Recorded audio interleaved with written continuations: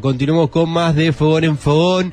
En la entrevista de las 5 de la tarde, así lo denominamos, le damos la bienvenida y las muy buenas tardes a quien es senadora por el Movimiento de Participación Popular del Uruguay, por el Frente Amplio del Uruguay, Sandra Lasso.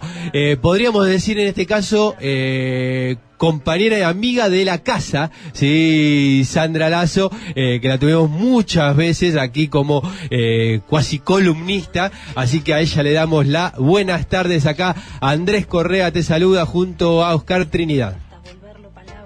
Buenas tardes Andrés, buenas tardes Oscar y bueno, buenas tardes para toda la audiencia, que como siempre es un gusto y realmente nos sentimos como en casa cuando tomamos este contacto, sobre todo con esa cortina musical que tenían por ahí de Fernando Cabrera con La Casa de al lado, que es una joya que compartimos ahí. Ahí está, claro que sí. Te cuento que hoy le dimos el día libre a Roberto Savanzi, que hace poco que está acá en Buenos Aires y bueno, está disfrutando de la familia, los nietos, sí, que hace muchísimo tiempo que no ve. Entonces bueno, hoy no nos está acompañando en la cara de estudio, pero bueno, por supuesto siempre sabés que hace un material enorme en la semana, así que bueno, compartimos con él obviamente los materiales de cultura que siempre prepara. Te propongo, para antes de meternos en las preguntas que tienen que ver con la coyuntura Uruguay, la rendición de cuentas recientemente aprobada en el Parlamento, te propongo un breve informe que preparó la producción de Fogón en Fogón y después nos metemos en la entrevista. Dale, perfecto. Ahí está. El ministro de Relaciones Exteriores del Uruguay, Ernesto Talvi, acaba de anunciar su renuncia a la Cancillería de la República. Una serie de desavenencias con el presidente de la República, Luis Lacalle Pou, determinaron que este sea el desenlace apenas 4 meses después de haber asumido el gobierno. ¿Parece bien? Los cambios son tipo una barrera. Sí. Esto es un piquete. Usamos la luz que el piquete se corta. Vamos a ir a Uruguay ahora. Ya se sabe que hay 100.000 personas que quedaron debajo de la línea de pobreza en abril. El presidente de la República le anunció a Pablo Bartol que iba a dejar de ser ministro el jueves, pero él resuelve decirlo públicamente un sábado 1 de mayo, Día de los Trabajadores. Y en la Comisión Pro Referéndum contra la Ley de Urgente Consideración anunció que llegó a las firmas necesarias para que se habilite un referéndum. El ingeniero agrónomo Fernando Matos será el nuevo ministro de Ganadería, Agricultura y Pesca, en sustitución de Carlos María Uriarte, que fue removido ayer por el presidente Luis Lacalle Pou a instancias del Partido Colorado. Jonathan, aprovecho el centro y voy a cabecear. Porque esto para mí es muy... Qué bueno que además que usted diga eso, que usted representa un país, no una ideología. Qué bueno sería que todos lo entiendan eso. Ahora, yo represento a un país, no represento un partido político ni una ideología. Y mi remera es el interés nacional. Secretismo, falta de transparencia, contradicción, inmoralidad. Todo eso dijo. Todo. Así que cállese la boca y siga con respeto.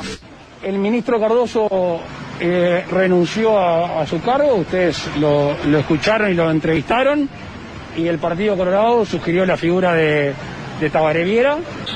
Informarles que la bancada de diputados y diputadas del Frente Amplio el día de hoy presentó ante la Presidencia de la República un recurso de revocación del acto del contrato que firmó la República Oriental del Uruguay y lo que hoy se conoce como la empresa Catón Natí. Lo que terminó pasando en el 2020 es que aumentaron las tarifas públicas, es que aumentaron los combustibles, es que los salarios y las jubilaciones cayeron, es que aumentaron los impuestos y es que en el Uruguay hay menos trabajo, hay menos empleo y menos salario. Y muchos compatriotas que lamentablemente no pudieron llevar un plato de comida a su casa, lo tuvieron que conseguir en una olla popular. Entonces, uno no puede venir a decir que esta rendición de cuentas es maravillosa.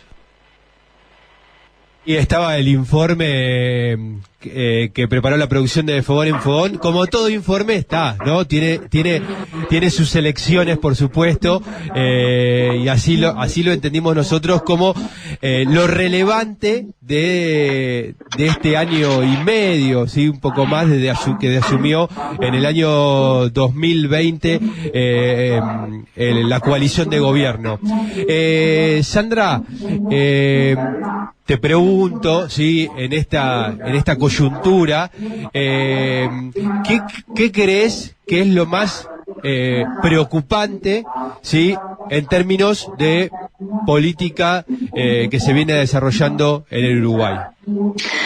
Bien, como bien lo graficaban en ese informe que contiene algunas de las cosas que han sucedido en este año y medio, yo creo que lo más preocupante es lo que tiene que ver con el aumento de la pobreza, porque indudablemente estamos hablando de 100.000 personas más que pasan a engrosar la línea de pobreza y que de algún modo el gobierno de la coalición de derecha ha repetido incansablemente que el Frente Amplio despilfarró los recursos de los uruguayos durante 15 años, pero deliberadamente ha omitido decir que en 15 años el 70% del incremento del gasto público, que en realidad es gasto social, estaba dirigido a la salud, a la educación, a las jubilaciones y pensiones, a las asignaciones familiares, a la seguridad pública, que fue uno de los temas muy candentes en lo que fue la campaña electoral.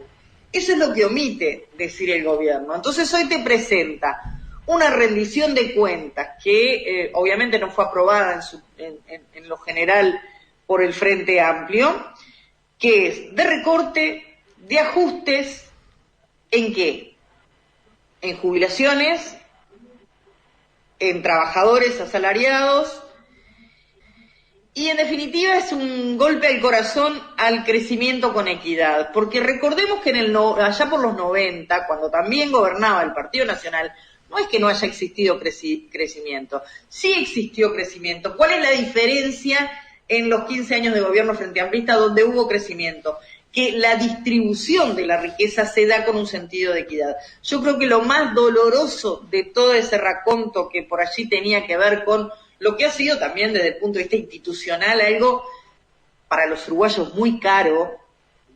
Fíjate que yo te comentaba, cuando hablábamos de esta entrevista, te comentaba que hace pocas horas llego de Paraguay, donde, bueno, hay otro sentido desde la concepción que el ciudadano tiene sobre la institucionalidad, sobre ese orden republicano. Bueno, para los uruguayos hay un juego republicano que es muy caro, y aquí se están cambiando las reglas, y se están cambiando las reglas que van desde algunos cambios que inician con el presupuesto nacional, que continúan con esta ley de urgente consideración que después seguramente abordaremos, y que se cierran también con esta rendición de cuentas. En el medio de todo eso tenés destitución de algunos ministros, renuncia de otros, cambian las reglas de juego que no le pertenecen al Frente Amplio, ni al Partido Nacional, ni al Partido Colorado, ni a los partidos que han surgido. No pertenecen a todos los ciudadanos y ciudadanas uruguayas. Yo creo que eso es lo peligroso.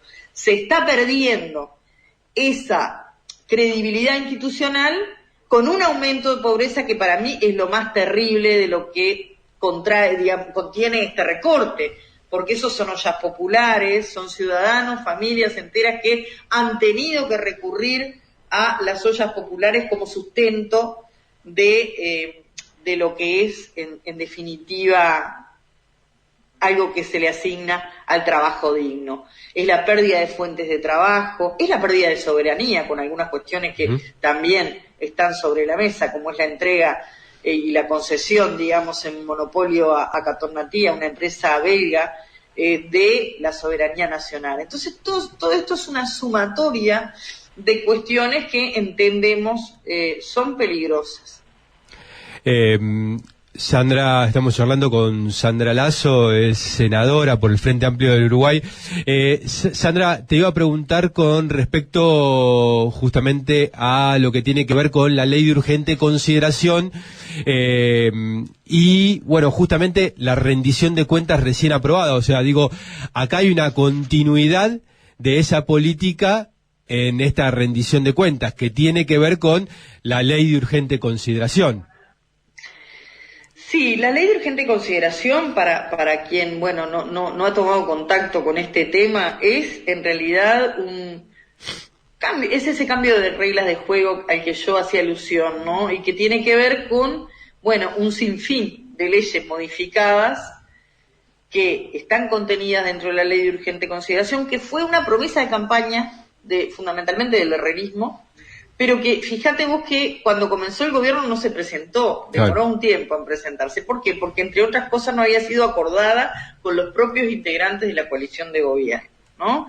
Entonces, se conforma esta ley que modifica, reitero, más de 30 leyes y que además se entrevera porque contenía, te puedo asegurar que la gente puede llegar a reírse de lo que uno dice, pero contenía desde la elaboración del chorizo artesanal hasta la portabilidad numérica o algunas cuestiones que tienen que ver con la seguridad pública, con las adopciones, en fin, absolutamente variopinta. Entonces, esta ley, que además el pueblo no la conocía, escasamente 45 días tuvimos cada una de las cámaras para tratarla. En esos 90 días entre diputados y senadores tuvimos que no solamente analizar los más de 600 artículos, luego quedó en 400 y algo, y recibir a un sinfín de delegaciones, porque evidentemente sí había una serie de delegaciones, funcionarios públicos, en fin, educación, Universidad de la República, gremios, que entendían que algunos de esos aspectos modificaban cosas muy caras, como te decía, para los ciudadanos y ciudadanas. Entonces, esa ley, junto con este presupuesto, consolidan un programa, evidentemente, que es el programa neoliberal. Pero cuando salimos a la calle a dialogar con la gente, porque entendíamos que de esos artículos que tenían tanta cosa, que sí, algunos los votamos, hay que decirlo, algunos los votó el Frente Amplio. Ahora, hay 135 que para nosotros representan lo más retrógrado de esta ley. Cuando salimos a preguntarle a la gente, ¿sí? ¿De qué me están hablando? No tenía ni idea de qué estábamos hablando. Entonces, no se puede decir tan fácilmente por parte del gobierno que esto es lo que quería la gente, porque la gente no la conocía. Tal es así que se llega a estas 800.000 firmas que de alguna manera pasan las firmas que se precisaban para insistir en una acción de democracia directa como es un referéndum, que no es, como se está diciendo por allí, porque también hemos escuchado algún disparate en estos días, una elección a medio término. Claro. No se está poniendo en cuestionamiento esto.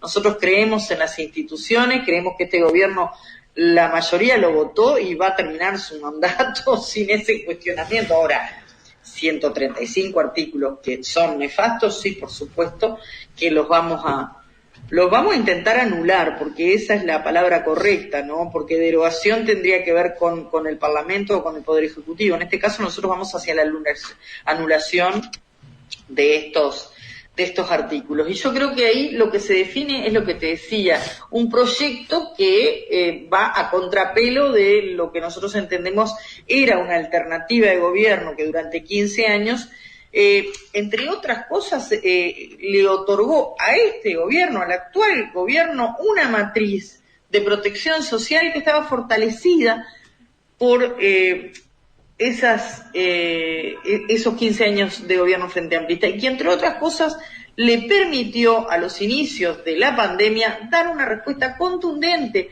a la situación sanitaria y por otra parte disponer de la llegada rápidamente a los hogares de menores recursos. Eso no fue por casualidad. Esos primeros meses de la pandemia contaron, entre otras cosas, con ese fortalecimiento que había dejado el gobierno del Frente Amplio. Contrariamente a lo que se quiere instalar en el relato, que es ese título del despilfarro, que en definitiva no era más que gasto social, algo que tampoco inventó el Frente Amplio, ¿no? Que también es parte del legado del Estado vallista, ¿no? Algo que repite bastante el senador Alejandro Sánchez, el Pacha, con respecto a el informe que el propio Ministerio de Economía hizo ante empresarios y empresarios, exactamente, mostrando lo bien que estaba el Uruguay. Estamos hablando de en el 2019, ¿no? O sea, cuando apenas asumía la coalición de derecha en el Uruguay. Bueno, está claro, digamos, que decían otra cosa a la población, pero a los que miran los números le decían la verdad. Imagínate además en qué terreno estaríamos metiéndonos si se colgara en la página oficial del Ministerio de Economía y Finanzas algo que es mentira. En realidad sí saben que esa era la realidad, de que había un país que porque en los últimos días hemos tenido algunas malas noticias que tienen que ver con, para la Unión Europea, allí entramos en una zona gris en cuanto a país, digamos, que tenía una credibilidad a la hora de pensar en economía, de pensar en inversiones. Y eso está asociado no solamente al cambio de reglas, como se dijo, sino también a algunas decisiones que se tomaron, por ejemplo, la modificación para la residencia fiscal para quienes vienen a vivir en Uruguay. Esas flexibilizaciones también cooperan para que, sucedan algunas cosas, y estamos hablando de economía, ni que hablar también de algunas cosas que suceden en seguridad, que fue un caballito de batalla que utilizó esta coalición también para llegar al gobierno, y que la gente yo creo que legítimamente le creyó, porque el tema de la seguridad pública es un tema que está a lo largo y ancho del mundo, ¿verdad? Y que no es un tema de fácil resolución. Ahora, con estas modificaciones que se hacen, por ejemplo, las que se hacen en la Ley de Urgente Consideración en cuanto a la seguridad pública, tampoco, en este año en que está en vigencia, tampoco se solucionaron los temas más grosos, porque eso justamente tiene que ver con un mal endémico que creo que tiene todo el mundo y toda Latinoamérica, y que tiene que ver, está muy ligado también a lo social, ¿no? Y a la falta de oportunidades de la gente. Sandra, te tocó ser vicepresidenta del Frente Amplio. Digo, ¿cuál es el rol en esta coyuntura que debe tener la fuerza política Frente Amplio?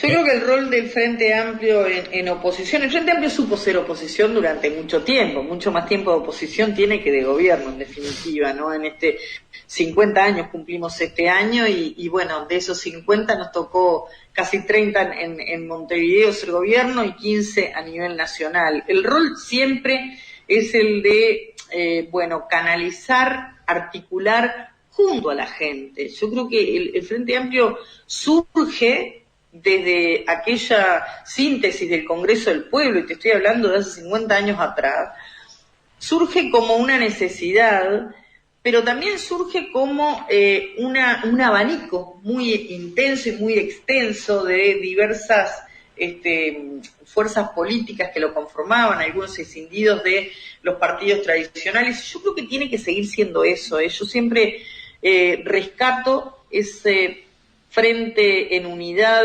programática, pero frente también en unidad de consenso, que nos lleva a estar a los frente amplistas horas, días y noches, muchas veces en asambleas discutiendo, que parece que vuelan los techos de las casas, pero que en definitiva son la búsqueda del consenso. Creo que hoy, además, tiene que canalizar ese descontento que hoy empieza a surgir, porque tuvimos 1 año y medio, 2 de pandemia, donde realmente el primer presupuesto recortaba muchísimo, ¿verdad? Fíjate que le sacaba dinero, se recortó el dinero de la salud en plena época de pandemia. Claro. En definitiva, más allá, estoy hablando fuera del fondo COVID que afecta a los funcionarios públicos y donde nosotros nos ponemos en primer lugar porque fuimos los primeros en decir, sí, nosotros cedemos lo que haya que ceder. Ahora, había gente, y hubo gente durante esta pandemia, los agroexportadores, hubo empresarios muy fuertes que no les fue tan mal, no están tan jodidos en esta época de pandemia. Y en esa pandemia nos tocó votar casi en soledad ese presupuesto, sabiendo que había un montón de gente que estaba siendo afectada. O sea, estos 100.000 pobres más que hay, los recortes que hubo y los ajustes que hubo lo vivieron en soledad, pero también lo vivimos en soledad nosotros como oposición.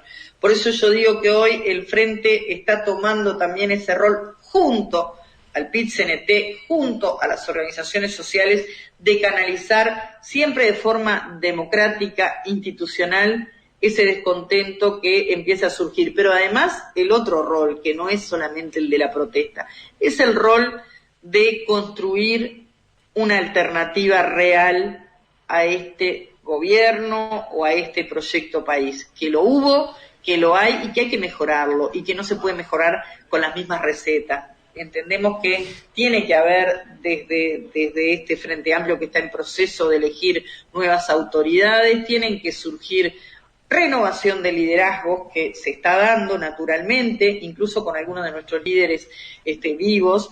Tiene que surgir también nuevas ideas, una usina grande de ideas. Yo creo que todo eso conforma el rol que debería cumplir el Frente Amplio en esta etapa, en esta coyuntura.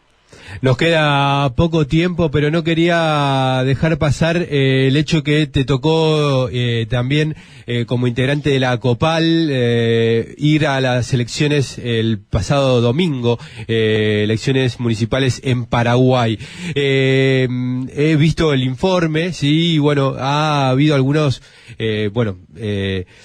cosas llamativas, sí, importantes, para visibilizar, y me parece que está bueno que se haga, si podés dar un mínimo informe de lo que fueron las elecciones municipales en Paraguay. Sí, efectivamente, COPAL, como tú sabes, no, en realidad lo que hace es observar, y en todo caso entrega, en este caso a la justicia electoral, las observaciones que hace. Primero que nada, bueno, si se dieron elecciones, estuvimos allí los días previos, fueron días intensos. Nosotros una de las cosas que puntualizamos en ese informe fue la necesidad de que esas luces rojas o amarillas que se van prendiendo, que tienen que ver con la violencia política, la única forma de canalizar y de neutralizar eso es con formación ciudadana, con formación institucional, ¿verdad? Algunas prácticas de proselitismo que tienen que ver con la compra de votos, donde lamentablemente a veces está muy naturalizado en la propia población. Vi un Paraguay con problemas desde el punto de vista económico, con pobreza, como el resto de Latinoamérica, pero donde esas prácticas también de alguna manera están ligadas a... y yo, sabes que lo vivo con mucha culpa porque a mí me gusta mucho la historia y no desligo lo que hoy le sucede a Paraguay más allá de su casi, un montón de años de dictadura de Stroessner. Claro. Me parece que también la guerra de la Triple Alianza, de la que vergonzosamente mi país no solamente formó parte, sino que además se vanagloria de tener una avenida que lleva el nombre y que termina en el Palacio de las Leyes, que lleva el nombre, en definitiva, de quien llevó adelante esa Triple Alianza, esa guerra que de alguna manera formó también a esa sociedad. Entonces, por eso digo, lo vivo también con mucha culpa, con una perspectiva histórica, y que bueno, desde este organismo que es la COPAL, que cumplió 42 años hace unas horas y que integra un montón de países de Latinoamérica y el Caribe que se preocupan, en definitiva, de partidos que están en la COPAL, se preocupan por aspirar y cooperar a que los procesos democráticos se fortalezcan. Bueno, era necesario entonces hacer esas puntualizaciones que se hicieron sin cometer y dar ese paso que ya sería la injerencia, ¿no? Porque somos absolutamente respetuosos de lo que sucede en cada uno de los territorios. Pero bueno, fue una muy buena experiencia que vivimos junto a nuestra coordinadora Dolores Gandulfo de ahí de Argentina, con compañeros y compañeras de toda Latinoamérica, que realmente es muy bueno que cada uno de quienes integramos el sistema político tengamos la oportunidad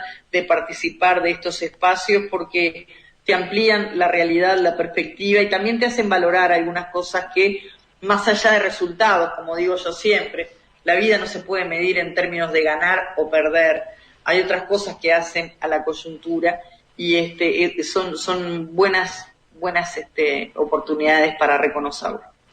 Ahí está, pensaba también qué poco que nos informamos con respecto a nuestros países vecinos, o sea, ni siquiera hablo a nivel continental, ¿no? O sea, a continente sudamericano, o sea, vecinos nada más, o sea, y qué poco tenemos la información. Sin embargo, sabemos de las elecciones municipales en España, en Italia, en Francia, pero poco nos informan algunos de los países vecinos.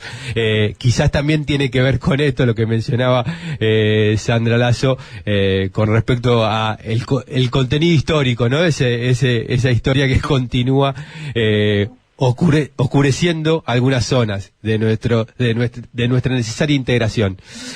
Sandra, te agradecemos muchísimo la participación, como siempre.